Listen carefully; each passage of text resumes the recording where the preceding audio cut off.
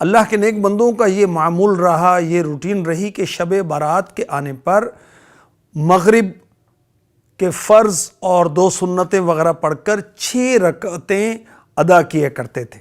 2 رکعتیں اس نیت کے ساتھ کہ یا اللہ پاک ہمیں درازی عمر بالخیر عطا فرما، اور 2 رکعتیں اس نیت کے ساتھ یا اللہ ہمیں بلاؤں سے امن عطا فرما، اور 2 رکعت اس نیت سے ادا کیا کرتے تھے کہ یا اللہ ہمیں اپنے سوا کسی کا محتاج نہ رکھ۔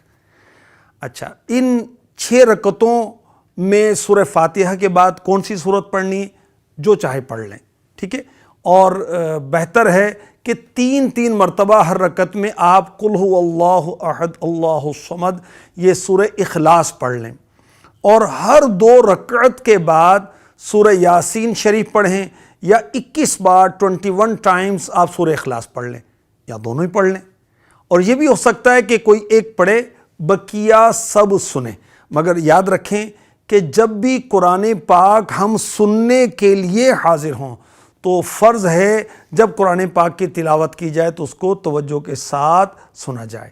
شب برات ہوتے ہی یعنی 14 شعبان کا سورج غروب ہوا تو 15 شعبان یعنی شب برات شروع ہو گئی۔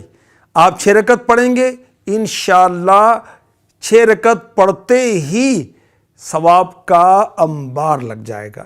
اور یہ بھی توجہ رہے کہ ہر 2 رکعت کے بعد جب سورہ یاسین پڑھی گئی یا سورہ اخلاص پڑھی گئی یا دونوں کی تلاوت کی گئی، اب دعائے نصف شعبان بھی پڑھنی ہے، جو کہ آقا کا مہینہ رسالے میں موجود ہے، اور آپ اس کا اسکرین شاٹ لے کر بھی اپنے پاس اس کو سیو کر سکتے ہیں۔